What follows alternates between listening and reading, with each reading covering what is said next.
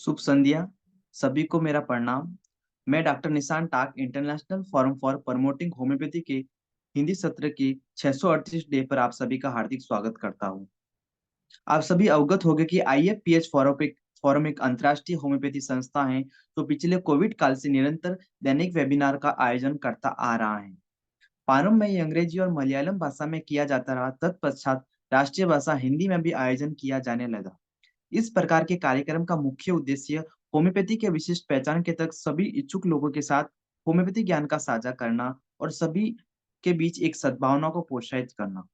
आइए आज की इस बैठक को प्रारंभ करने से पहले हम 1 मिनट का मौन रखें और ईश्वर से मार्गदर्शन प्राप्त करें। धन्यवाद। मैं आप सभी का पुनः स्वागत करता हूँ। मैं आज की इस बैठक में मुख्य अतिथि डॉक्टर इब्राहिम उस्मान सर का हार्दिक स्वागत करता हूँ।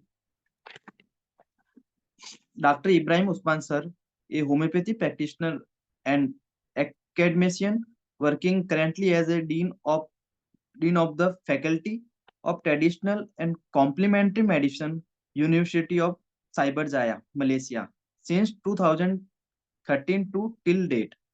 He was attached to YMT Homeopathy Medical College, Kharghar, Mumbai, India from 2005 to 2012. Before migrating to Malaysia, he completed his Doctor of Medicine (MD) in homeopathy from Baba Saheb Ambedkar Marathwada University, India in 2003 and currently pursuing Doctor of Philosophy PhD, Scholar Homeopathy University of Cyberjaya, Malaysia since 2018. He is being engaged by Malaysian Qualifying Agency and Ministry of Health, Malaysia to develop traditional and complementary medicine curriculum and to develop policy for uplifting the standard of traditional community medicine education and practitioner in Malaysia since 2013. आज का जो हमारा topic है utility of BTBP in homeopathic clinical practice. आज के हमारे जो मुख्य अतिथि है उनसे मैं आग्रह करना चाहूंगा कि आप अपना व्याख्यान प्रारंभ करें।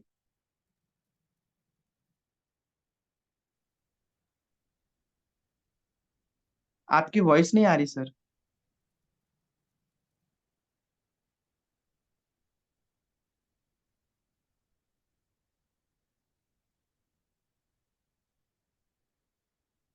वॉइस नहीं आ रही सर अभी। इब्राहिम सर, आपका आवाज नहीं आ रहा है। नहीं नहीं, आवाज नहीं आ रही है। इब्राहिम सर, आवाज हम लोग को सुन रहे हैं आप, लेकिन आपकी आवाज नहीं आ रही है। आप एक बार फिर से डिस्कनेक्ट होकर के फिर से ज्वाइन करिए।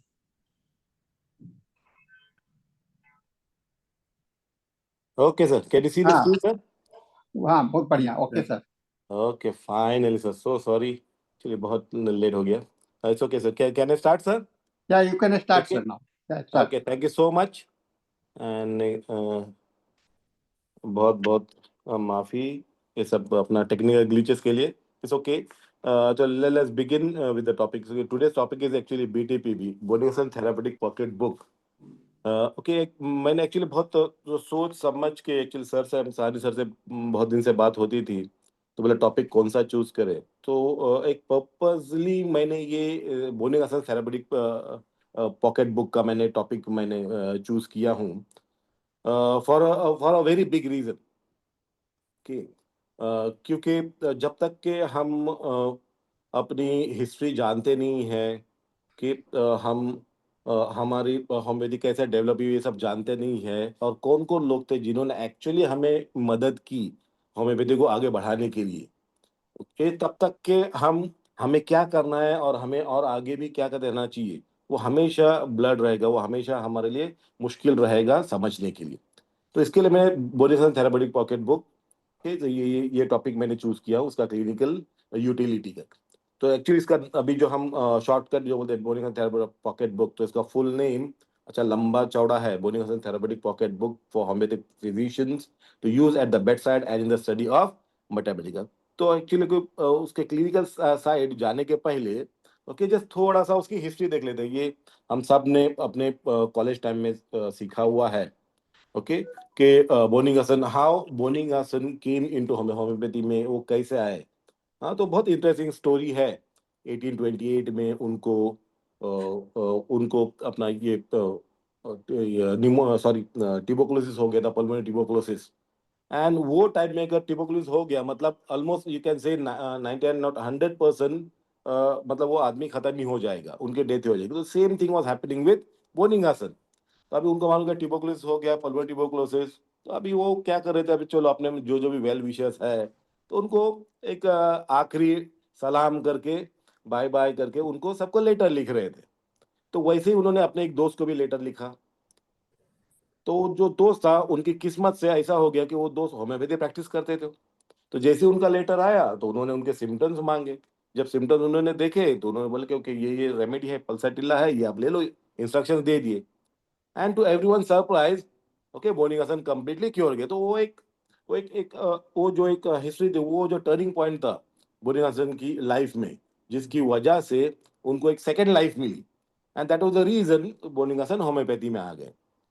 तो वो होम्योपैथी सीखना चालू कर दिया उन्होंने। तो ओनली इट वाज इन 1830 में ही वो डॉक्टर हैनीमैन को फेस टू फेस मिले। अब वहां पे हमें एक चीज जानना जरूरी है कि 1830 में जब हैनीमैन को मिले, तो उसके बहुत पहले, ऑलमोस्ट 25 साल पहले, हैनीमन, उनको ये रियलाइज हो गया था कि मटेमेडिका में नए नए ड्रग्स आ रहे हैं, क्या हमारा सिम्टोमेटोलॉजी दिन ब दिन बढ़ते जा रहा है, नए रेमेडीज, नए सिम्टम्स आ रहे हैं। और डेफिनेटली अभी इतने सारे रेमेडीज, उनके इतने सारे सिम्टम्स याद रखना बहुत मुश्किल है। और फ्यूचर में तो और भी नामुमकिन हो जाएगा, क्योंकि हर दिन ओके नए नए रेमेडीज आ रहे हैं।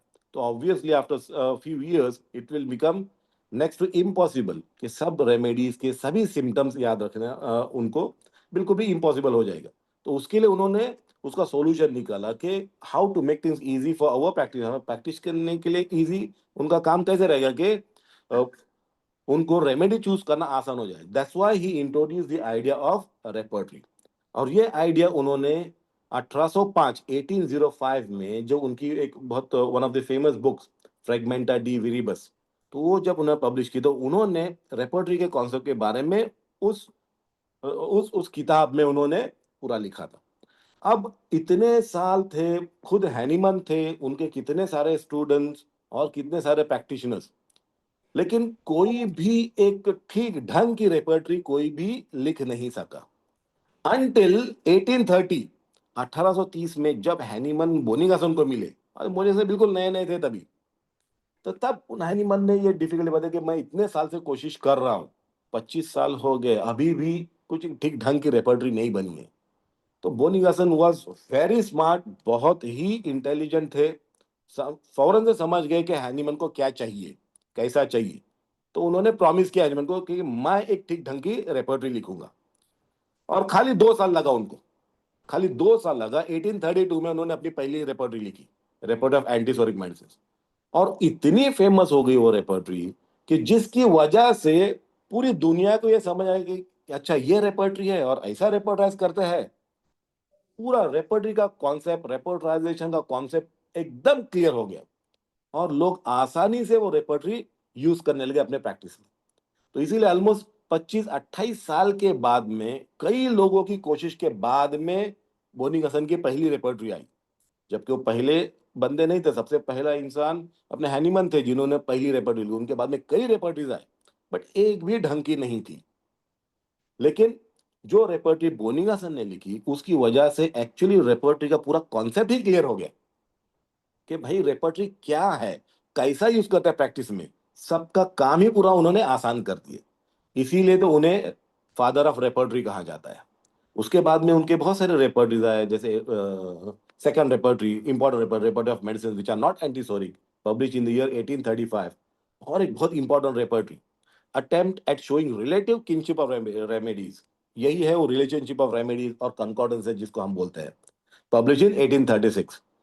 उसके बाद में और 10 साल के उनके एक्सपीरियंस के बाद में, उन्होंने जितना भी पहले का जो काम किया था, सब कंसोलिडेट कर सबको एक जगह जमा करके उन्होंने उनका सबसे गोल्डन वर्क जो था बीटीपीबी थेरापेटिक पॉकेट बुक, वो बुक पब्लिश किया 1846 और वो पूरी दुनिया के लिए एक एक मिसाल बन गई और जिसकी वजह से जितने भी नए रेपर्टरी वाले आए सबको बहुत आसान हो गया। ओके, हम भी इस तरह के आराम से रेपर्टरीज लिख सकते हैं। सो 1830 से उन लोग का सबका दूसरों का भी काम बहुत आसान हो गया। ठीक, सो 1846 बीटीपीबी ये उसका मेन साल था जो कि जर्मन लैंग्वेज में लिखी गई थी। उसके बाद में हमें मालूम है कि उनको बहुत सारे लोगों ने उनको इंग्लिश में ट्रांसलेट करने की कोशिश की बट किसी को सक्सेस मिला, लेकिन it was only Allen, okay, 1891 उन्होंने खाली ट्रांसलेट ही नहीं किया लेकिन उन्होंने कुछ एडिशन भी कर दिया उसमें। तो जैसे उन्होंने 4 रेमेडीज ड्रॉप आउट किए, ओरिजिनल 126 रेमेडीज थे, ओके, और उन्होंने 220 रेमेडीज नए ऐड कर दिए। तो अभी एलन एडिशन में जो हम यूज करते हैं उसमें 342 रेमेडीज है। उसके बाद में और एक नोटेबल कंट्रीब्यूशन है एच ए रॉबर्ट का 1935 में, उन्होंने भी ट्रांसलेट करके उन्होंने भी कुछ एडिशन किया। लेकिन सबसे इंपॉर्टेंट उनका जो कंट्रीब्यूशन रहा बीटीपीबी के बारे में, उन्होंने जो आज भी हम जो बुक यूज करते हैं अगर हम प्रीफिक्स पार्ट देखेंगे तो अच्छा खासा मोटा है कि तो उसका पूरा जो इंट्रोडक्शन जो पार्ट है अपने बीटीपीबी का, तो ये पूरा एच ए रॉबर्ट ने लिखा हुआ है और बहुत ही बेहतरीन तरीके से लिखा हुआ है। एच ए रॉबर्ट ने क्या बोला था कि अगर हमें रेपर्टरी को ठीक ढंग से यूज करना है हमें प्रैक्टिस में, so what he said, to get best out of any repertory 3 things are must. 3 सबसे इंपॉर्टेंट चीजें हैं हमें रेपर्टरी को अच्छी से अगर यूज करना है तो उन्होंने क्या 3 चीजें लिखी। नंबर 1 बोले art of physician in case taking. अरे रेपर्टरी आपके पास में कितने महंगे से महंगे सॉफ्टवेयर रहने दो, लेकिन अगर हमारे पास सिम्टम्स ही नहीं है तो हम वो सॉफ्टवेयर रेपर्टरीज को लेके क्या करेंगे। तो जो डेटा जो हमको मिलने वाला हमको केस से मिलने वाला है, वहां से सिम्टम्स मिलने वाले हैं। और जब तक के हम अच्छे ठीक ढंग से केस लेने का नहीं सीखते तब तक के बाकी सब कुछ बेकार है। तो उन्होंने नंबर 1 पे जो क्राइटेरिया जो लिखा है उन्होंने, तो नंबर 1 पे रखा art of physician in case taking. उसके बाद में नंबर 2 पे लिखा है उन्होंने knowledge of the physician, sorry knowledge of the repertory physician attempts to use. मतलब अगर मुझे कैंट रेपर्टरी यूज करना है, मुझे बोनिगासन की रेपर्टरी यूज करना है, कि मुझे सिंथेसिस यूज करना है, कि XYZ मुझे मर्फी रेपर्टरी यूज करना है, कि भाई मुझे जब कोई भी XYZ रेपर्टरी यूज करना है, 170 प्लस रेपर्टरीज है आज अपने पास में, तो जब तक कि मुझे ठीक ढंग से प्रॉपर नॉलेज नहीं हो रेपर्टरी की, मैं वो रेपर्टरी कभी भी अपने प्रैक्टिस में सक्सेसफुली यूज नहीं कर सकता। तो when he said knowledge of repertory, what does it mean, उस रेपर्टरी का हमें फिलोसॉफिकल बैकग्राउंड मालूम होना चाहिए।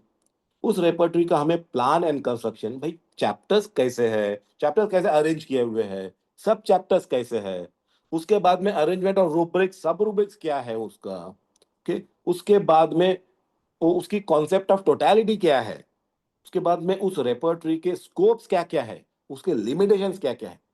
जब तक कि हम ये चीजें उस रेपर्टरी के बारे में नहीं समझते, वो रेपर्टरी हम सक्सेसफुली प्रैक्टिस में यूज नहीं कर सकते। इसीलिए उन्होंने ये ये पॉइंट का नंबर 2 पे रखा है। So knowledge of repertory 1 attempts to use. तो आप जो भी रेपर्टरी यूज करना चाहोगे अपने प्रैक्टिस में, उसको ठीक ढंग से समझो, तभी जाके आप उसको सक्सेसफुली आप प्रैक्टिस में यूज कर सकते हैं। उसके बाद में ना नंबर 3 बहुत इंटरेस्टिंग पॉइंट रखा है जिसको यूजुअली हम इतना महत्व, इतना इंपॉर्टेंस नहीं देते हैं। और उन्होंने थर्ड पॉइंट जो लिखा है वो लिखा है intelligent use of the resulting analysis. इसका मतलब क्या है कि हम बहुत मेहनत लेके केस ले ले, 1-2 घंटा जो भी था, आधा घंटे, कोई कोई 10 मिनट में भी ले लेता है, व्हाटएवर इट इज, हम अच्छे से केस ले लिए। अब उस केस को हमने बहुत अच्छी रेपर्टरी स्टडी की, उसके हिसाब से हमने बहुत ही अच्छा रेपर्टाइज कर दिया। अब what repertory is going to give you, it's not going to give you final remedy, it will only give you couple of close running remedies. अब यहाँ पे आपका काम खत्म नहीं हुआ है। अब यहाँ पे क्या करना है अपने को, जो भी क्लोज रेमेडी लास्ट में 4-5 जो अपने रिपोर्ट और रिजल्ट में रेमेडीज आई है, अब उसमें से आपको एक रेमेडी चूज करना है जिसके लिए सही में अपने को अपना दिमाग यूज करना है। इसीलिए एच रॉबर्ट ने क्या लिखा है, intelligent use of the resulting analysis. अगर हम वो 3-4 रेमेडीज आए रेपर के बाद में, अगर हमें डिफ्रेंसिएशन करने नहीं आया उनका, और रेमेडी ए की जगह हमने रेमेडी बी प्रिस्क्राइब कर दी, ऑब्वियसली रिजल्ट नहीं मिलेगा। Then don't blame repertory. गलती कहाँ पे हुई? वो फिजिशियन को ठीक ढंग से डिफ्रेंसिएशन नहीं आया।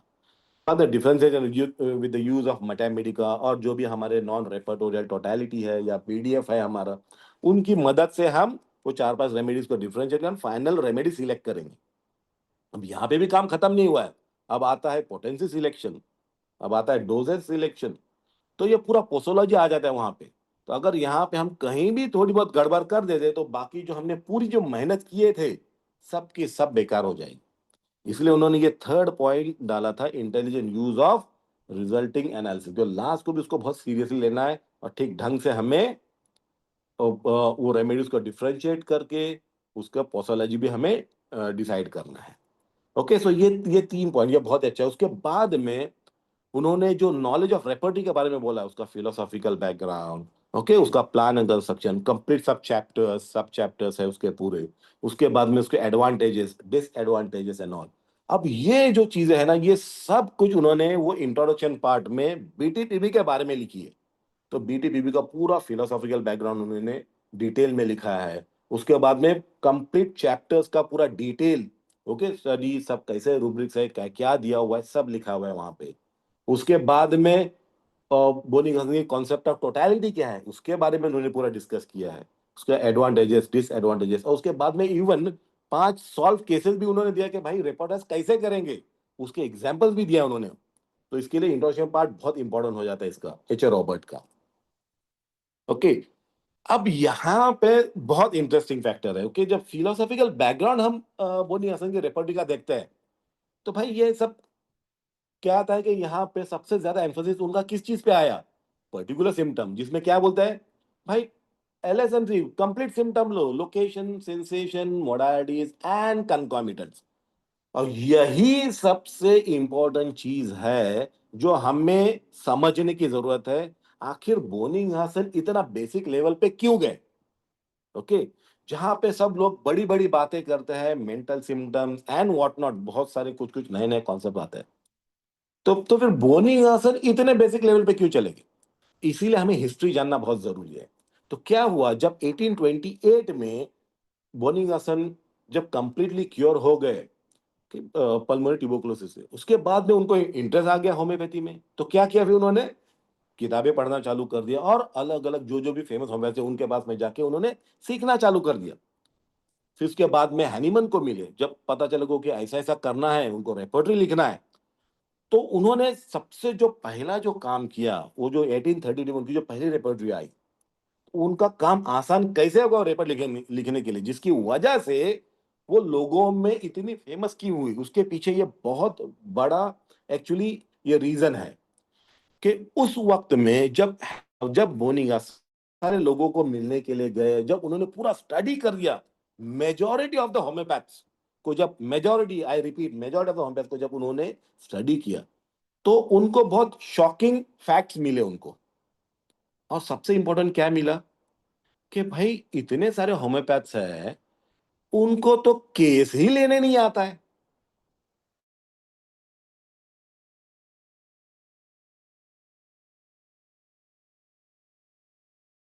तो लोकेशन नहीं मालूम, उनको सेंसेशन नहीं मालूम, उनको मोडालिटीज नहीं मालूम, उनको कंकॉमिटेंस नहीं मालूम। और आप फिर कंप्लीट कॉन्स्टिट्यूशनल ओके अप्रोच की बात करते हैं, उसमें मेंटल सिम्टम पहले आ रहा है, बाद में दूसरे आ रहा है, पूरा अलग अलग अप्रोचेस आ जाते हैं पूरा ये। तो उनको आप बड़ी बड़ी लेवल की बातें करके क्या एक्सपेक्ट करोगे? उन लोग क्या समझ और क्या हिसाब से उन लोग प्रैक्टिस करने वाले? इसके लिए उन्होंने उन्होंने अपना पूरा जो फोकस था वही पूरा शिफ्ट कर दिया कि भाई पहले मुझे ये बेसिक इनको सिखाने दो। अगर उनको हिस्ट्री टेकिंग ये बेसिक लेवल की आ गई, आगे का काम सब आसान हो जाएगा। इसीलिए उन्होंने उनका पूरा जो फोकस था वो पूरा शिफ्ट करके उन्होंने पहले भाई पर्टिकुलर सिम्टम लेना पहले आप सीखो, कंप्लीट सिम्टम कैसा लेते हैं पहले वो लेना सीखो, लोकेशन क्या है उसको पहले समझो, सेंसेशन क्या है उसको पहले समझो, मोलाइटिस क्या है, कंकॉमिटेंस क्या है उनको समझो। तो उनको पूरा जो फोकस था ये 4 स्क्वायर फाउंडेशन LSMC के ऊपर उन्होंने पूरा डाल दिया। उस हिसाब से उन्होंने अपनी रेपर्टरी डिजाइन की, जिसमें उनको के और भी कुछ आए, ये फंडामेंटल कॉन्सेप्ट, उसके बारे में बाद में बोलते हैं। तो वो बेसिस पे उन्होंने अपनी रेपर्टरी, फर्स्ट रेपर्टरी थी वो पब्लिश की। जब उन्होंने काम चालू कर दिया तो फिर लोगों को, अरे ये तो यार बहुत आसान है होम्योपैथी। ओके, लोकेशन ठीक है, ये हिसाब से हमें लोकेशन लेना है, ठीक है, ये हिसाब से हमें सेंसेशन लेना है, मोडालिटी लेना है, तो कि इतना अगर हम कंप्लीट सिम्टम ले लेते हैं, okay we can prescribe on this basis. तो लोगों में कॉन्फिडेंस आना चालू हो गया। ओके, उसके लिए वो रेपर्टरी इतनी फेमस होगी जिसकी वजह से रेपर्टरी और रेपर्टाइजेशन का पूरा कॉन्सेप्ट ही क्लियर हो गया लोगों के, जो भी डाउट्स था वगैरह, जो भी डिफिकल्ट, तो पूरा उन्होंने पूरा क्लियर कर दिया। तो उसमें जब हम और फंडामेंटल कॉन्सेप्ट जब देखते हैं, जैसे डॉक्टर एनालॉजी आ जाती है, तो एवरी केस में it's not possible to complete symptom. तो उन्होंने क्या किया फिर, डॉक्टर ऑफ एनालॉजी आ गए, या ग्रैंड जनरलाइजेशन आ गया। Okay, what is true to the part is also true to the whole person. मतलब उन लोगों के अगर एक मोडालिटी, एक sensation pertaining to a single part, खाली एक पार्ट को ही रिलेटेड है, बाकी कहीं आपको सेंसेशन और मोडालिटी नहीं मिली, बट दैट मोडालिटी और sensation you can consider as a general modality और general sensation, this concept grand generalisation. उसके बाद में डॉक्टर ऑफ कंकॉमिटेंट। ओके, जब उन्होंने ये बात को बहुत ही क्लियरली ओके सबको समझा कि आखिर कंकॉमिटेंट क्या है, तो symptoms which come and go along with your chief complaints having no pathological correlation. उनको पैथोलॉजी से कोई लेना, कोई डिसीज कोई लेना देनी है भाई, लेकिन जब भी पेशेंट को प्रेजेंटिंग कंप्लेंट, मेन कंप्लेंट आगे उसके हाथ में वो आता है, ये मेन कंप्लेंट गए वो भी चला गया। So they have only time correlation. तो उन्होंने इसको बहुत ही एम्फसाइज किया कि these are the symptoms of individual, they are not the symptoms of disease, but they are the symptoms of individual. That's the reason why we must give utmost importance to this symptoms. उसके बाद में evaluation और remedies, ये एक बहुत बड़ा contribution रहा है बोनिंगसन का, कि he was the first person, कि वो बहुत ही उनकी क्रिटिकल मेंटालिटी थी उनकी। ओके, कि जब उन्होंने देखा कि भाई सब रेमेडीज, ओके बहुत सारे रेमेडीज है उनके, बहुत सारे सिम्टम्स है, और एक सिम्टम बहुत सारे रेमेडीज प्रोड्यूस कर रहे हैं, तो भाई उनको डिफरेंशिएट कैसे करना। तो जब उन्होंने और स्टडी किया तब पता चला कि ठीक है, एक सिम्टम है, बहुत सारे रेमेडीज प्रोड्यूस कर रहे हैं, लेकिन देयर इज अ डिफरेंस। तो उन्होंने डिफरेंस उनको लगा किसमें, उसकी इंटेंसिटी एंड फ्रीक्वेंसी में। भाई ये सब सेम नहीं है, किसी की इंटेंसिटी कम ज्यादा है, किसी की फ्रीक्वेंसी कम ज्यादा है। So on the basis of intensity and frequency of symptoms he graded remedies. So Boenning about the first person to grade remedies.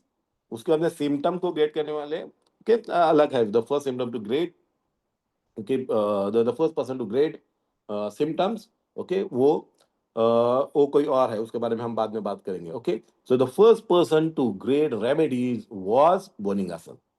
उसके बाद में यहाँ पे 5 तरीके की ग्रेडेशन अपने बीडीबीबी में। Okay, so that's why okay we all know the large capitals, they are first grade remedies 5 marks. Second grade अपने पास में 2 अलग अलग प्रिंट्स है, तो एक प्रिंट में स्मॉल कैपिटल आता है, they carry 4 marks second grade, और दूसरा एक प्रिंट है जिसमें bold roman, so they represent second grade remedies, okay for 4 marks. Then third grade italic 3 marks, fourth grade ordinal roman 2 marks, fifth grade roman in brackets और parenthesis also we call it, ये 1 mark. उसके बाद में और एक आता है उनका नोटेबल कंट्रीब्यूशन, वो है कंकॉर्डेंसेस। ओके, और कंकॉर्डेंस के बारे में okay in short, okay in bracket you can write relationship of remedies, जिसके बारे में मैं थोड़ा डिटेल में बात करूंगा। ओके, तो अभी मैं इसको स्किप करता हूं, क्योंकि बाद में इसके बारे में बताऊंगा। इसको बहुत ही इंटरेस्टिंग ये चैप्टर है, and which I want to again show how to use it in practice. Okay, so now okay just in short, plan and construction prefix part है, और रेपर्टरी प्रॉपर। तो प्रीफेस में ओके बहुत सारी चीजें हैं, जिसमें ये पूरा सब डिटेल जो introduction by H A Robert, ये बहुत नोटेबल है इसमें। ओके, और सिर्फ सॉल्व केसेस वगैरह है पूरा। उसके बाद repertory proper, so we know that okay this repertory got 7 sections, mind and intellect, parts of the body and organs, फिर उसमें ओके बहुत सारे अलग अलग सब चैप्टर्स है, तो जिसमें हेड है, ओके स्टमक है, एब्डोमेन, बहुत सारे हैं, 17 चैप्टर्स एंड सब चैप्टर्स है उसमें। Third is sensation and complaints in general of gland, bones and skin, वैसा थर्ड बड़ा चैप्टर है। Fourth is sleep and dreams, fifth is fever, six is alteration of the state of health, actually modalities है in short, and seventh is concordances, जिसको हमारे Elon ने change करके relationship of remedies नाम दिए, but original name given by Boenninghausen was concordances. Okay, so ये अपना repertory proper उसका कंस्ट्रक्शन है। उसके बाद में concept of totality, so we all know that okay, so there are 7 points on which Boenninghausen based his totality. तो ये 7 points में क्या आता है? क्विज, क्विड, ओबी, क्योर, क्यूबस, ऑक्सिलस, कॉमेडो एंड कॉन्डो। ओके, और इसमें एक बहुत ही इंटरेस्टिंग चीज है कि जब हम आज बोनिगसन के बारे में बात करते हैं, मेजॉरिटी व्हाट दे थिंक कि बोनिगसन ने तो भाई मेंटल सिम्टम को इंपॉर्टेंस ही नहीं दिया है, और ये एक बहुत ही फॉल्स एक्यूजेशन है मेरे हिसाब से। एक्चुअली कैसा हमें समझना चाहिए बोनिगसन ने क्या किया और कैसे कर रहे करके। Okay, eight no point Boenninghausen ने माइंड और मेंटल पिक्चर को डिग्रेड किया या फिर उन्होंने उसको कोई वैल्यू नहीं दिया। Just look at this concept totality by Boenninghausen. सबसे पहला पॉइंट है क्या? क्विज। What is the meaning of क्विज? Okay, it's like personality, individuality. उसका मतलब क्या है? तो भाई हमें पर्सनालिटी क्या है वो पेशेंट की, उसकी इंडिविजुअलिटी क्या है, before the disease and after disease, is there any change in the personality of that patient और नॉट। सबसे पहला पॉइंट उन्होंने पर्सनालिटी इंडिविजुअलिटी के बारे में दिया है। इसका मतलब क्या है कि उन्होंने उसको भी डेफिनेटली बहुत इंपॉर्टेंस दिया हुआ है। But when it comes to repertorisation, yes, we don't use mental rubrics for repertorisation. लेकिन हम कब यूज करते हैं फिर? रेपोर्टाइजेशन करने के Sorry to बाद। interrupt you, sir. Sir, your slide is not moving. आपकी ओ, स्लाइड, हाँ, फर्स्ट स्लाइड पे ही स्टक कर गई है। oh no. Just a minute. Let me see again.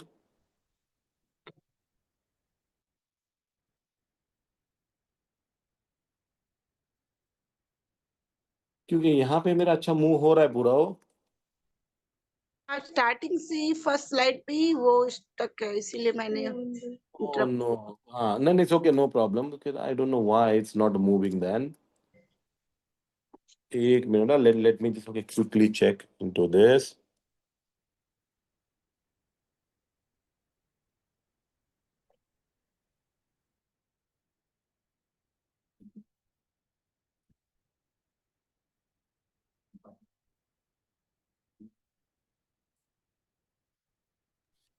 You can put in the slideshow mode, sir. हाँ, अब move कर रहा है। अभी कर रहा है सर मूव? हाँ, अब मूव कर रहा है जी। देखो सर, हाँ, चल रहा है। देखो सर अभी। हाँ, अभी आ गया 7 पॉइंट। Yes, exactly sir. तो सर चलिए पहले बोलते तो अभी मैं कहता इट्स ओके सर। हाँ, हाँ, कोई बात नहीं सर, अभी दिख रहा है ना बाबा 7 points. Okay sir. Okay, so ये क्विज, तो we are talking about concept totality. तो सबसे पहला पॉइंट बोनिगसन ने क्विज दिया, personality in the individuality. What does it mean? उन्होंने बहुत इंपॉर्टेंस दिया कि भाई उन्होंने अपनी टोटलिटी में, कॉन्सेप्ट ऑफ टोटलिटी में सबसे इंपॉर्टेंस उन्होंने माइंड को ही दिया हुआ है। ओके, बाद में अदर पॉइंट्स हैं। उसके बाद में आप देखेंगे ये बोनिगसन थेरेप्यूटिक पॉकेट बुक, आखिर हम कौन कौन सी केसेस में और कहाँ कहाँ पे यूज कर सकते हैं, कब यूज कर सकते हैं हम? कि केसेस विद कंप्लीट, जहाँ पे कंप्लीट सिम्टम्स हमें मिले वहां पे आप यूज करो। जब कई किसी केसेस में प्रोमिनेंट सेंसेशंस है, मोडालिटीज ऑन सम पार्ट वेग इन अदर पार्ट, तब आप यूज करो। जब किसी केस में प्रोमिनेंट कंकॉमिनेंस आपको मिलते हैं तब यूज करो। जब cases with one sided cases, जहाँ पे बहुत ही कम सिम्टम्स बचे हैं और मे बी खाली symptom of the common symptom of the disease खाली उतना ही बचा हुआ है। ओके, तो वहां पे आप यूज करो। And cases where generals are lacking, generals mean both mental generals and physical बहुत ही कम है और कुछ खास नहीं है, तो ऐसी केसेस में वी कैन यूज बीटीपीवी। ओके, तो ये स्कोप्स है कुछ जैसे एलएसएमसी फॉर्मेट में पूरा यूज किया हुआ है, arrangement on the basis of anatomical part. ये सब अभी इतना मैं डिटेल में बिकॉज एवरी वन ऑफ अस, हम सब ये सब जानते हैं। ओके, तो स्कोप्स है कुछ। ओके, इसमें ये बहुत इंपॉर्टेंट है। ओके, सो जब आपको मेंटल या फिर अदर जनरल सिम्टम्स कम रहे तब आप यूज करो उसको। Relationship chapter, amazing chapter, every one of us must know what is that relationship remedy chapter and how to use it. Okay, gradation, ये भाई अपने बोनिगसन ने पहली बार ये इंट्रोड्यूस किया। Rubrics Sir, sorry, again interrupt you. Sir, again your slides are not moving. फिर से Oh. वो वहीं पर स्टक कर गए। Oh yes, now no. Moving अभी नाउ। देखो, हाँ, अभी आप अगेन मूव कीजिए टू नेक्स्ट स्लाइड। यस देखो, यस, नाउ तो एक इट्स काम करता हूँ, हाँ, तो मैं एक्चुअली स्लाइड शो में जा रहा हूँ ना, तो नहीं हो रहा है। मैं ऐसा कर रहा हूँ तो आ रहा है। So shall I keep it just this way? It's okay? यही ठीक है, यही ठीक है। ओके सर, चलेगा, कोई बात नहीं। Okay sir. Hmm. Okay, so इसके बाद में किसी है, ये कुछ स्कोप्स है, उसके बाद में कुछ लिमिटेशंस है, जैसे खाली बस 340 रेमेडीज है, जबकि ओरिजिनल रेमेडीज खाली 126 है, और वो भी अपने एलन की मेहरबानी, उनकी वजह से 342 है। नंबर ऑफ रूब्रिक्स अगर आप देखेंगे तो बहुत लिमिटेड है। जैसे माइंड एंड इंटेलेक्ट चैप्टर में 18 okay 70+1 hardly 36 number of rubrics. That one if you want to compare with Kent repertory के माइंड सेक्शन में 529 रूब्रिक्स। ये खाली मेन रूब्रिक्स, सब रूब्रिक्स तो हंड्रेड थाउजेंड्स में है। ओके, तो यहाँ पे खाली अपने को 36 आ जाता है। ओके, उसके बाद में ओके और भी है थोड़ा बहुत लिमिटेशन, बट दैट्स ओके। कुछ मिसप्लेस रूब्रिक्स वगैरह है पूरा। तो ये है in short okay about the plan and construction of BDPB. Okay, जिसमें हमने उसका फिलोसॉफिकल बैकग्राउंड देखे, उसका प्लान एंड कंस्ट्रक्शन देखे, कॉन्सेप्ट ऑफ टोटलिटी देखे, और उसके एडवांटेजेस और स्कोप्स एंड लिमिटेशन देखे। अब उसके बाद में मैं एक केस आपको शेयर करता हूं, जो कि ये एच ए रॉबर्ट ने खुद दिए हुए उनके इसमें। तो एक छोटा सा केस है, ये ट्राइजेमिनल न्यूरालजिया का केस है। ओके, जिसमें उसके एक एक शख्स को ट्राइजेमिनल न्यूरालजिया था, जिसको इंटेंस स्पैज्म, हर 5-5 मिनट में एकदम इंटेंस स्पैज्म आते थे। ओके, और पेन कैसा होता था? Pulling pain, sharp pulling pain. Okay, और लेफ्ट ट्राइजेमिनस ओके नर्व में ऐसा था पूरा वो।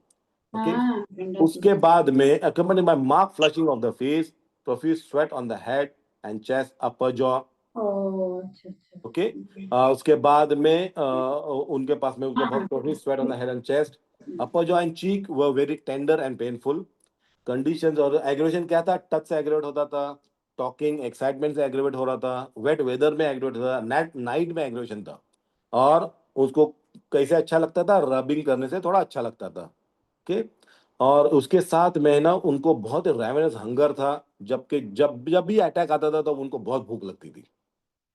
तो जब और थोड़ा डिटेल हिस्ट्री लिया गया तो क्या पता चला कि कुछ साल पहले ओके इस पेशेंट को ईयर डिस्चार्ज होता था, तो उन्होंने ईएनटी के पास में जाके उसका ऑपरेशन कर लिया, उसके अपने डिस्चार्ज बंद हो गया, लेकिन उसके बाद में ये न्यूरालजिया चालू हो गया। ओके, तो जब हम ये पूरा एनालाइज करेंगे ये केस को, तो दैट्स हाउ के इट विल लुक लाइक। हम एनालिसिस रिपोर्ट टोटलिटी, अगेन मैं बहुत डिटेल में एकदम शॉर्टकट में मैंने इसको किया हूँ। So that's how okay, so you will first decide okay analysis करके, भाई एलएसएमसी है, उसका फिजिकल जर्नल, मेंटल जर्नल, जब उसमें देखेंगे कि this case is totally lacking general symptoms, both mental generals and physical journals, लेकिन कंप्लीट सिम्टम्स अवेलेबल है। लोकेशन है, left side of the face है, ओके, चीक्स है, अपर जॉ है। अब पेज नंबर भी मैंने दोगी, ये पेज नंबर पे ये रूब्रिक्स है। ओके, सेंसेशन क्या है? तो पुलिंग सेंसेशन। मोडालिटीज में क्या है? Elements from suppress year discharge. उसके बाद में एग्रेवेशन टच है, टॉकिंग एग्रेवेशन है, नाइट एग्रेवेशन है, एंड वेट वेदर एग्रेवेशन है, रबिंग एम्यूलरेशन है। तो ये हमारे मोडालिटीज हो गए। एंड कंकॉमिटेंस में रेवेनस हंगर है, sweat upper part of the body है, एंड हीट इन फ्लैशेस है। तो ये हमारी पूरी एनालिसिस होगी, उसके उसके बेसिस पे हमने रिपोर्टल अप्रोच सिलेक्ट किया, उसके बाद हम उसको इवैल्यूएशन ऑर्डर में डालेंगे। तो यहाँ पे और एक चीज मैं यहाँ पे कहना चाहूंगा कि अगेन एक कॉमन मिस्टेक जो मैंने ऑब्जर्व किया हूँ, वो ये है कि हम एनालिसिस इवैल्यूएशन एक साथ में करते हैं, उसके बाद में हम रेपर्टरी डिसाइड करते हैं, चूज करते हैं। ओके, उसके बाद में हम रेपर्टरी टोटलिटी बनाते हैं। अब हम जब एनालिसिस और इवैल्यूएशन साथ में करते हैं तो हमारा एक कॉमन तरीका क्या है? कोई भी केस रहने दो, हमारा evaluation order mental general, physical general and physical particular, ये हमारा एक इवैल्यूएशन ऑर्डर होता है, जो कि मेरे हिसाब से ठीक नहीं है। क्योंकि जब आप mental general, physical general and physical particular जब आप बात करते हो, तो भाई ये इवैल्यूएशन ऑर्डर कैंट की है। ओके, अब कैंट की है, तो हर केस में हम कैंट की इवैल्यूएशन ऑर्डर क्यों फॉलो कर रहे हैं? वो डिसाइड करेंगे हम एनालिसिस करने के बाद में, जब हम सिम्टम्स को सेग्रीगेट करेंगे, पर्टिकुलर सिम्टम्स एलएसएमसी फॉर्मेट में, उसके बाद फिजिकल जर्नल्स आने दो, उसके बाद मेंटल जर्नल्स आने दो, जब पूरा एनालिसिस ये सब पूरा तीनों सिम्टम करते हैं, particular, physical and mental generals का, तो पूरा पिक्चर हमारे सामने क्लियर होता है कि भाई इस पेशेंट में किस टाइप के सिम्टम्स अवेलेबल है, उस बेसिस पे हमें अप्रोच चूज करना है। इफ दैट केस वो पेशेंट में पूरे marked general, both mental generals, physical generals and characteristic particulars with clear modalities, ये सब तीनों चीजें हैं, then only you choose Kent's approach. लेकिन अगर वो केस में lacking generals, both mental generals and physical generals, then that case is more suitable for either Bonninghausen's approach or Bogo's approach. और जब हम, अगर हमने जैसे इस केस में, ओके, अगर हमने बोनिगसन अप्रोच अगर डिसाइड कर लिए, तो भाई मेंटल जनरल पहले नहीं आएगा। अभी कॉन्सेप्ट टोटालिटी के हिसाब से, बोनिगसन की टोटालिटी के हिसाब से, your LSMC, your particular symptoms will come first, followed by physical generals, followed by mental generals, if any. That too for final differentiation of the remedies. तो पूरा रिवर्स है ऑर्डर। ओके, तो जो आप अप्रोच सिलेक्ट करते हो उस हिसाब से आप इवैल्यूएशन ऑर्डर बनाओ। फिर बाद में पहले मेंटल जनरल वो करेंगे, कैन का फॉलो करें, फिर बाद में अगेन उसको चेंज करेंगे। That's not the way. Okay, so always choose your repertory, your repertoire approach before you go for evaluation. So just follow based on which repertory and repertoire approach you have chosen, you have selected, which was based on your analysis of symptoms. Okay, so ये फिर analysis, अगर तो यहीं पे हमारी रेपर्टोरी totality भी है, मैं और ज्यादा डिटेल में उसमें नहीं गया, बट ओके, ये रेपर्टोरी अगर आप रेपर्टराइज करोगे तो this is the result what you will get. Okay, so Kalika, mug, nux, okay, phosphorus, ये बहुत सारी इतने सारे रेमेडीज आई है। अब अगेन यहाँ पे एक बहुत इंपॉर्टेंट रूल ऑफ रेपर्टराइजेशन कि भाई जो रेमेडी सबसे ज्यादा हाईएस्ट मार्क्स लेके आई है, बाय डिफॉल्ट वो रेमेडी कभी भी आपका फाइनल चॉइस नहीं होती है। ये बात अच्छे से सबने समझना, वही चीज को प्रैक्टिस करना है। ओके, अब ये लेके, अब ये रेमेडीज को आप मैथमेटिकल लेके पढ़ो, कम, ओके, डिफरेंशिएट करो, आपके जो अदर सिम्टम्स है पेशेंट में उनकी हेल्प लो एंड ट्राई टू डिफरेंशिएट। अब उसमें से फर्स्ट, सेकंड, थर्ड, फोर्थ कोई भी रेमेडी फिर निकल सकती है आपकी फाइनल रेमेडी। ओके, सो जब हमने मैथमेटिक का सब पूरा कंपेयर किया, पूरी हिस्ट्री देखी वो पेशेंट की, okay, so the final remedy chosen was sulphur. क्यों? क्योंकि it's one of those deep acting remedies that have the power to unlock suppression. तो इसमें सबसे बड़ा जो एक एलिमेंट जो कॉजेटिव मोडालिटी हमें जो मिली थी, all the symptoms started after suppressing ER discharges, जो कि सल्फर कवर करता है। और बाद में और भी कुछ पॉइंट्स है जिनकी बेसिस पे हमने दूसरे, okay, the other remedies were ruled out and sulphur remedy finally was chosen. सो अगर हम ये हिसाब से, अगर हम हमें सिंपल सिंपल केसेस, ओके, उनको सिंपल ही रख के LSMC फॉर्मेट में अगर हम डाल के, ओके, ज्यादा बड़ी बड़ी, ओके, बातें नहीं करते, अगर हम बेसिक अगर हम फॉलो करेंगे, तो there is no reason, okay, कि हमको सक्सेस मिलेगा। और फिर जैसे जैसे हमारा कॉन्फिडेंस बढ़ेगा, ओके, तब हम और आगे आगे जाके, ओके, दूसरे बड़ी बड़ी केसेस भी हम, और जो जो जो एकदम एग्जॉस्टिव जो अप्रोचेस है, कैंटियन अप्रोच बोले या फिर दूसरे अप्रोचेस, उनको हम फॉलो कर सकते हैं। तो यही बात थी कि जब कैंट की रेपर्टरी आई 1897 में, वो रातों रात कैंट कैसे फेमस हो गया, what was the main reason? वही चीज जो बोनिंगहसन और उसके पहले हैनीमन और बहुत सारे उनके फॉलोअर्स थे, कोशिश कर रहे हैं, रेपर्ट ये कर रहे हैं, वो कौन क्या लिख रहा है, खुद हैनीमन उनको, उनके स्टूडेंट को घर में बिठा के भाई रेपर्टरी को 6 महीने तक रखे, उनको गाइड कर रहे हैं, बस still they couldn't, okay, right a worthwhile repertory. क्यों? तो यही बात बोनिंगहसन ने समझी थी कि भाई इनको तो LSMC नहीं आता है, तो इनके साथ बड़ी बड़ी बातें करके क्या फायदा। तो पहले इनके पहले फोर्स का फाउंडेशन है, पहले उसको मजबूत करो, आगे फिर देखो कैसा रिजल्ट आता है। तो यही जो मैं सबसे बड़ा यहाँ पे एक जो सबको एडवाइस जो करना चाहूंगा कि one of the main reasons के, देखो अभी मैं almost 24-25 years of clinical experience है, and as an academician almost 22 years, 10 साल इंडिया में और 12 साल यहाँ पे मलेशिया में। So I have seen, okay, both the sides, पूरा एजुकेशन सिस्टम ऑफ इंडिया मालूम है, एजुकेशन सिस्टम आउटसाइड पूरा मालूम है। तो ये जितना भी छोटा मोटा जो भी एक्सपीरियंस मिला, उस बेसिस पे कि कुछ कुछ ऑब्जर्वेशन रहे हैं मेरे, तो वो मैं शेयर कर रहा हूँ आपके साथ में कि अगर हम देखेंगे कि अपने इंडिया में भी ले लो और यहाँ पे भी मेरे को सेम मिला कि भाई अपने स्टूडेंट्स वगैरह जो रहते हैं कि maximum students why they are not able to practice homeopathy successfully. उसका सबसे बड़ा रीजन जो मेरे हिसाब से आया है, ओके, कि हमने उनके बेसिक्स के ऊपर हमने ध्यान ज्यादा नहीं दिया, और उनके पास में बड़ी बड़ी बातें माइंड एंड ये सब पूरा करके इतना होम्योपैथी को कॉम्प्लिकेटेड कर दिया है कि हर इब्राहिम सर, तरीके वो बस की बात ही नहीं रही।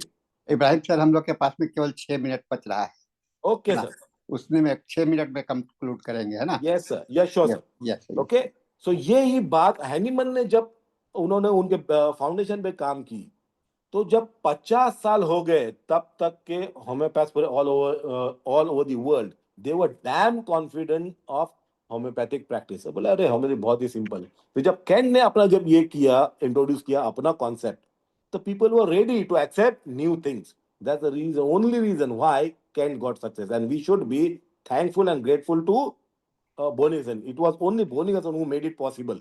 Otherwise, it was almost a very difficult task. Okay, तो इसके साथ में जो सेकंड जो चीज है कंकॉर्डेंस चैप्टर, कि ये एक बहुत इंटरेस्टिंग चैप्टर है जो again all of us we must know and we must use it in our practice. Okay, so this is a repertory on its own. Okay, जिसके पास में 142 रेमेडीज, अगर आप टेक्स्ट बुक फॉलो करे हुए तो उसमें 141 लिखा हुआ है, that is a wrong number, actual number is 142। So each chapter is each remedy is actually depending one chapter, जिसके अंदर में ये 12 रूब्रिक्स है which are all general rubrics. How to use it? So this chapter we use it for finding second prescription. Okay, so what does it mean? कि हमने एक patient को के एक कुछ रेमेडी प्रिस्क्राइब किया, और लेकिन वो रेमेडी सर्टेन लेवल पे एक्ट की, उसके बाद में एक्ट नहीं कर रही है। What does it mean? अपना कंक्लूजन क्या आ जाता है फिर कि भाई ये पार्शियल सिमिलर रेमेडी थी, अब हमें नेक्स्ट रेमेडी देना है तो कौन सी देंगे? तो ऐसी रेमेडी हमें देना है जो फर्स्ट प्रिस्क्रिप्शन के कोई आजू बाजू के रिलेशन में ही थी। तो again this was okay, a unique contribution by Boningason. He was the first person to introduce that there is some relationship exists between the remedies. तो उन्होंने उसके बेसिस पे पूरा चैप्टर ही पूरा बना डाला। ओके, तो यहाँ पे एक एग्जांपल है ब्राउनिया की केस, ओके, जो कि वो अगेन टेक्स्ट बुक में दी हुई है। तो ओके, एक केस आई थी एक्यूट जिसकी टोटलिटी ब्राउनिया पॉइंट आउट कर रही थी, तो ब्राउनिया दिया गया, लेकिन उसके बाद में क्या हुआ, 3 दिन हो गए, लेकिन ओके हेडेक वगैरह जो था, बॉडी एक था, कॉन्स्टिपेशन वो थोड़ा सा रिलीव हो गया, लेकिन हाई टेम्परेचर अभी भी बाकी है। तो अभी क्या हुआ, हमें सेकंड रेमेडी चाहिए। ओके, तो उसके लिए हमने अभी सबसे जो इंपॉर्टेंट रूब्रिक जो था वो क्या था, हाई टेम्परेचर। तो हमने ब्राउनिया रेमेडी कंकॉर्ड चैप्टर से निकाले, तो हमारा मेन रूब्रिक जो था वो ब्लड सर्कुलेशन फीवर। तो ये बना हमारा eliminating rubric. So there are 3 methods, eliminating method is one of them, okay, by which you can solve cases, okay, using your concordance chapter. तो ये लेने के बाद में ये हमारी रेपर्टरी टोटलिटी बन गई। तो जो हमारा एलिमेंट रूब्रिक वो टॉप पे आ गया, and then following the other rubric like mind, location, sensation, glad skin and all. तो ये जब लेके हमने रूब्रिक्स लेके जब हम रेपर्टाइज किए, तो हमें तो ये सब ब्राउनिया है रेमेडी। ओके, तो मैं उसके पिक्चर्स में डाला हूँ जो जो जो ऑल भी उसके रूब्रिक्स उसके अंदर में दिए हुए हैं। तो ये हमें रिजल्ट आया, sulphur, pulsatilla, lyco, nux vomica, okay, and arsenic. तो जब डिफरेंशिएट किए वो रेमेडीज को, हमें क्या मिला कि वो ये पेशेंट में thirst was low and he wanted to throw off cover. That's why pulsatilla was prescribed, which relieved, okay, the patient's high fever and all. Okay, so ये है, that's how like we use concordance chapter in our practice to solve cases. तो ये एक सबसे बड़ा unique contribution रहा है। और उसका भी एक छोटा स्टोरी है कि जब बोनिंगासन, ओके, जब एक केस देख रहे थे तो उनको क्लियर कट पिक्चर नहीं मिला। बोले ये ऐसा क्यों हो रहा है, फर्स्ट टाइम ऐसा उनका हुआ। ओके, कि वो पूरा पिक्चर एक क्लियर कट रेमेडी को पॉइंट आउट नहीं कर रहे। तो उन्होंने ओके जो भी था अवेलेबल उस हिसाब से उन्हें एक रेमेडी प्रिस्क्राइब कर दिया, लेकिन वो पूरा जो भी था इंसिडेंट उन्होंने लेटर लिखा हैनीमन को कि भाई ये ऐसा क्यों है करके। जब हैनीमन को जब लेटर मिला बोनिंगासन का, जब उन्होंने देखा तो हैनीमन ने वो समझने के बाद में बोले कि भाई ये पेशेंट आपके पास में ये पिक्चर लेके तो आपने बिल्कुल सही रेमेडी प्रिस्क्राइब किया है, लेकिन इस रेमेडी के बाद में आपके पास में जब सेकंड टाइम पेशेंट आएगा the picture will be change. आपको ये रेमेडी की जरूरत, उन्होंने नाम लिखा सेकंड रेमेडी का। उसके बाद में बोले जब सेकंड रेमेडी आप दोगे तो आपको फिर से वो पेशेंट थर्ड पिक्चर लेके आएगा आपके पास में, उन्होंने नाम लिखा थर्ड रेमेडी का। जब हैनीमन का लेटर बोनिंगासन को मिला वो टाइम पे second and third prescription already Boenninghausen ने कर दिए थे। And Boenninghausen got the shock of his life, लेकिन ये कैसे पॉसिबल है, हैनिमैन को कैसे पता चला कि ये पिक्चर चेंज होता है। And that was the reason Boenninghausen ने वो डीप सके भाई ये रिलेशनशिप एग्जिस्ट करता है, इसके लिए ऐसा पिक्चर चेंज हुआ। उस बेसिस पे उन्होंने पूरा कंकॉर्डेंस से चैप्टर लिख डाला। ओके, तो ये एक्चुअल स्टोरी है behind writing that concordance chapter okay by Boenninghausen. So with this okay मैं अपना टॉक बंद करता हूं। तो बस एक सिंपल ओके एडवाइस के साथ में कि कीप होम्योपैथी सिंपल। ओके, सो हम पहले ना बेबी स्टेप्स लेंगे, अपने स्टूडेंट्स को कॉन्फिडेंस आने दो, छोटे छोटे एलएसएम से उनको समझाओ, उनको कॉन्फिडेंस बराबर आएगा 101%। They will be able to practise just by following LSMC format. Okay, उसके बाद जब कॉन्फिडेंस आएगा तब उनको बड़ी बड़ी उनके बातें उनको इंट्रोड्यूस करो। And there is no reason then why we will never ever get success with homeopathy, and we will have many more students practicing homeopathy. So with this, I thank you everyone for giving me opportunity to speak on this topic. Thank you so much, sir. Thank you excellent wonderful. Thank- late आए लेकिन बहुत बढ़िया presentation से आपने short में ही इतना अच्छा बोला। और सबसे बड़ी बात है कि रिलेशनशिप को इतना अच्छा एक्सप्लेन किया है। और डॉक्टर हैनिमैन से लेकर के डॉक्टर बोनिंगासन का जो रिलेशनशिप आपने एस्टेब्लिश किया है ये बहुत ही, और इतने सिंपल लैंग्वेज में। आप कह रहे थे कि मुझे हिंदी बोलने में दिक्कत होगा, लेकिन इतना बढ़िया हिंदी बोल रहे थे मुझे तो लगा ऐसा ही Thank मैं तो हिंदी में ही आपसे बात करता हूँ अक्सर, इसलिए बहुत ही बढ़िया प्रेजेंटेशन रहा आपका। और Thank you, sir. फिर आइए एक और टॉपिक्स को लेकर के हम लोग आपसे बात जरूर करते सर, रहेंगे। जरूर सर। और मुझे जरूर। उम्मीद है कि आप पटना आ रहे हैं 22 सर या 23 सर मैं फरवरी। डेफिनेटली मैं पूरी कोशिश कर रहा हूँ, खाली बस मैं दिक्कत कि मेरे अभी पासपोर्ट सबमिट हुए इमिग्रेशन में, मेरा ओके वीजा रिन्यूअल का है। बस दुआ करो कि मेरा वही टाइम पे मेरा वीजा सर, रिन्यूअल हम सर लोग हो जाए। हमेशा दुआ करते हैं कि आप आइए और यहाँ पर जरूर सर, पटना में सबको it live will be my presentation. Honour sir, it will be my honour. हाँ। मैं पूरी कोशिश करूंगा सर।